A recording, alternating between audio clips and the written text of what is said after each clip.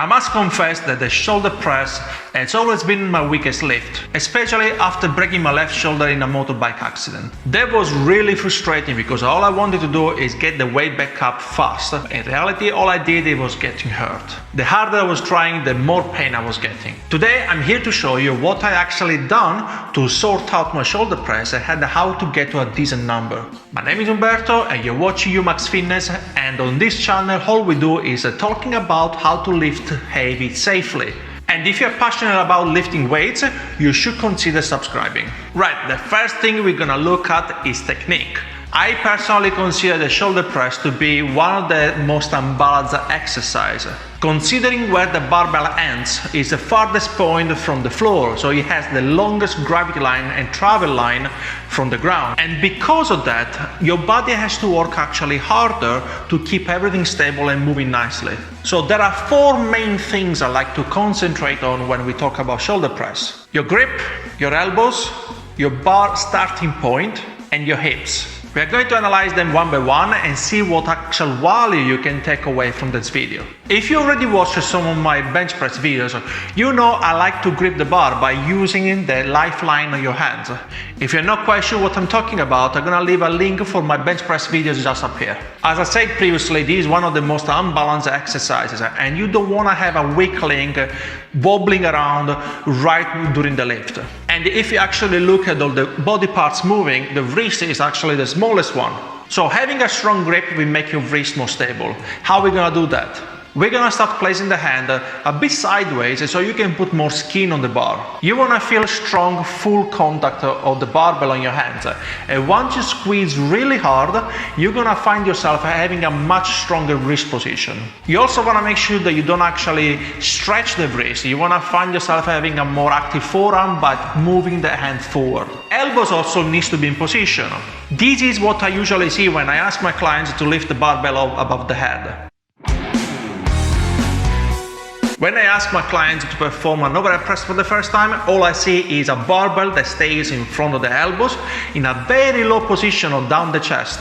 If you're trying to do overhead presses in that position, that's a point of no return. Your muscles are totally disengaged and you won't be having the strength required to press a big weight. So what we're going to do, we're going to move the elbows a little bit more forward, but to do that, the barbell has to stay higher up. I suggest you not to keep the barbell resting on your chest or on your collarbones either, simply because you are more aware of what sort of weight you're going to move in that way.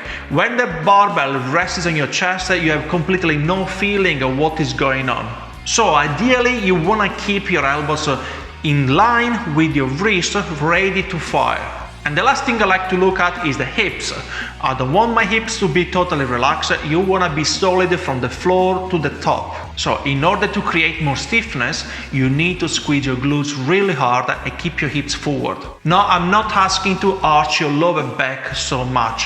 What I'm asking for is to create a nice stiff lower back so it doesn't move while you try to make the lift. Now that we finished to talk about technique, the second thing that actually helped me, it was the volume. Volume is basically counting how many reps at what intensity you do per week. And when we talk about volume, we're also talking about programming. So we need to look at how to reorganize your workouts to achieve the goal that you want. To achieve that, ask yourself very simple questions. How much weight you want to lift on every workout?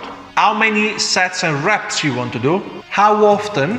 And what actual exercise you need to add? Well, generally, what worked for me is the more reps, the better. But not all of them needs to be heavy. So now here is where you need to go in try and error. I personally find out that 3 days a week is a great number in terms of overhead pressing.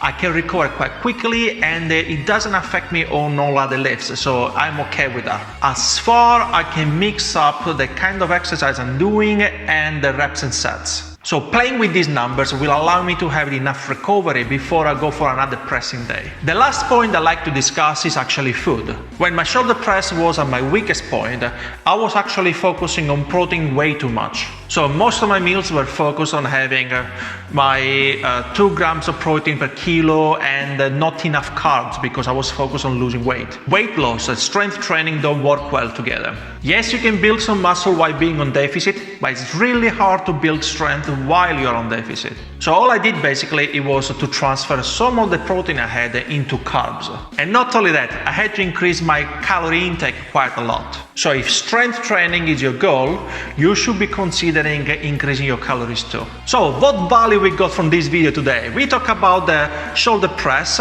and we've seen that to increase your shoulder press strength, you need to look at technique, you need to look at volume and some programming, and you need to look at the food. If you require any more help on doing that, please make sure that you leave some questions on the comment area. I will try to answer as soon as possible. And if you got value from this video, don't forget to like it and make sure to subscribe to the channel. And if you think that your triceps can do a better job by having a bit more strength, I'm gonna leave a tricep strength video just here that you can go and watch. Thanks for watching, guys. Keep crushing those weights, and ciao ciao.